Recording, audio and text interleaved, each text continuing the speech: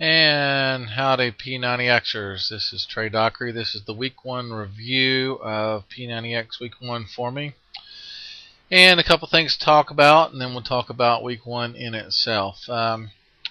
First of all, I've been taking lots of protein. If y'all been following along, there's been the EAS protein that we get in at Sam's, and we're taking that chocolate and vanilla. This is the 100% whey protein.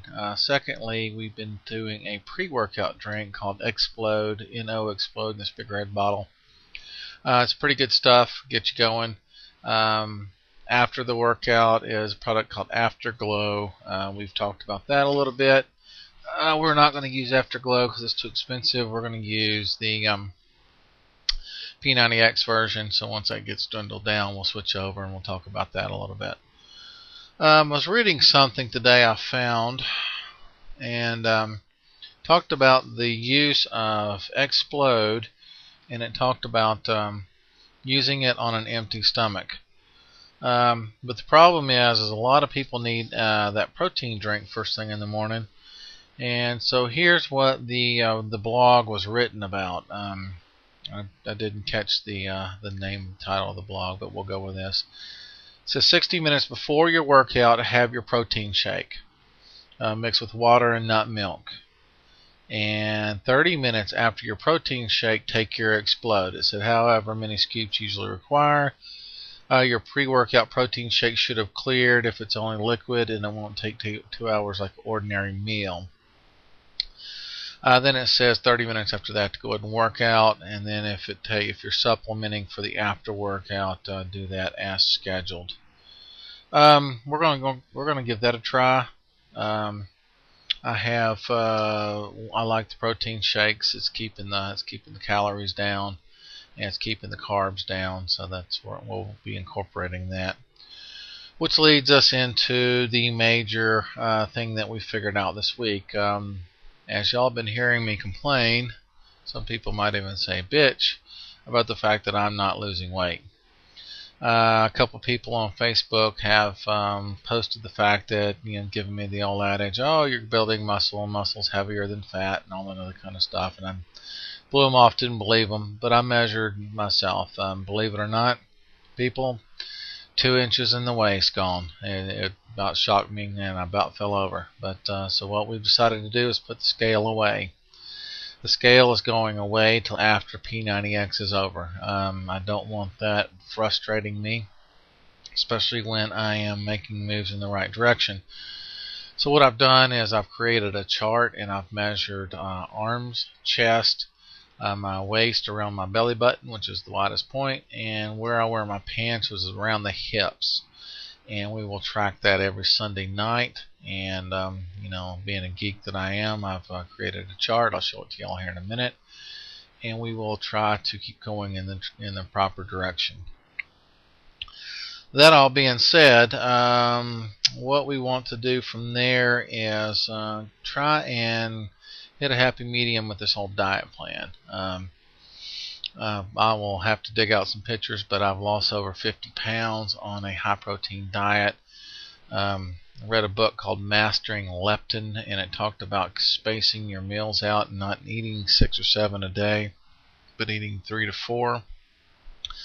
Worked for me. I'm in no way or shape or form telling you what to do. I'm telling you what worked for me. So I'm going to go back to something like that with the incorporating in the shakes.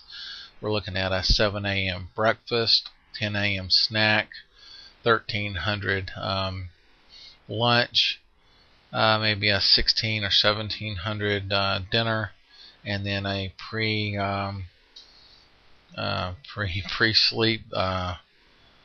shake to add up the protein, get 185, 200 grams of protein going, and that's what we're going to do. I'll let you guys know. We'll figure out if it's working based on the amount of reps that I do, and if the fat starts coming off the body. So that all being said, not a lot. Week 1 was a total success as far as I'm concerned. Again, y'all have heard me for the past 2 weeks complain the fact that I can't do yoga because I'm not stretchy enough and I'm not strong enough yet. This week I did replaced that with plyometrics, although plyo was a little high impact for me. Pardon me. And it did tweak my knee a little bit. I think that what I'm going to do is coming week replace that with the Kenpo. Did that on day 6 and really started to get my balance and do a better job. And now that I know the moves a little bit and I'm starting to do a little bit better with the moves, it was a really great workout. So let's get on to the charts. We'll talk about that. If anybody has any comments or questions, please leave them underneath.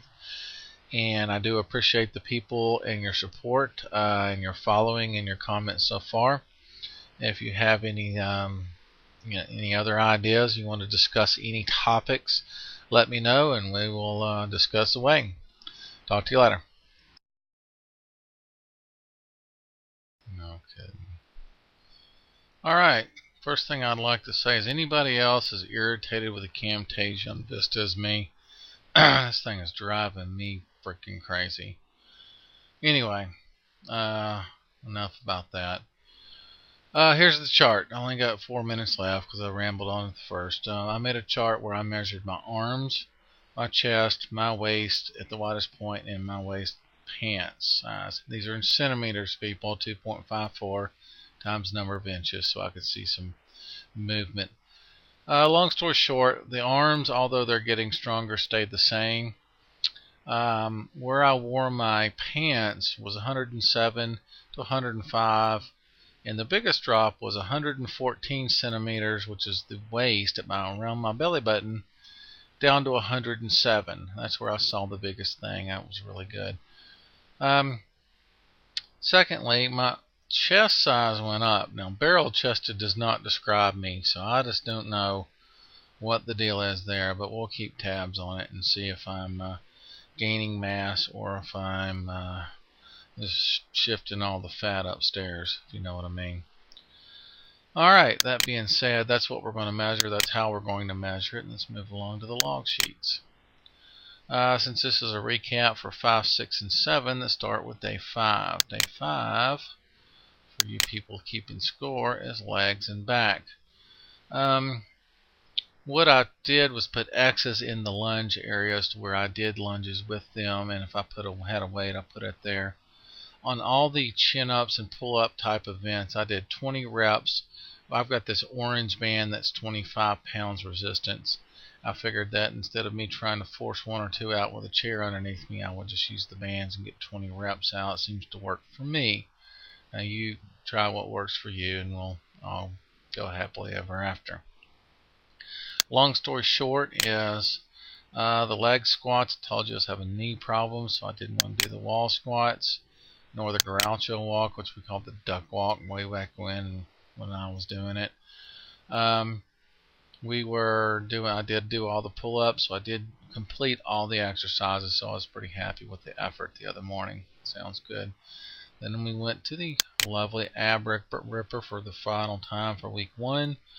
As you can see, I went up in number of reps. By the time I got to the leg climb on the bottom, that's more than I can do, and on the twist I just kind of laid there and wallowed in sweat. It was kind of an interesting thing to do.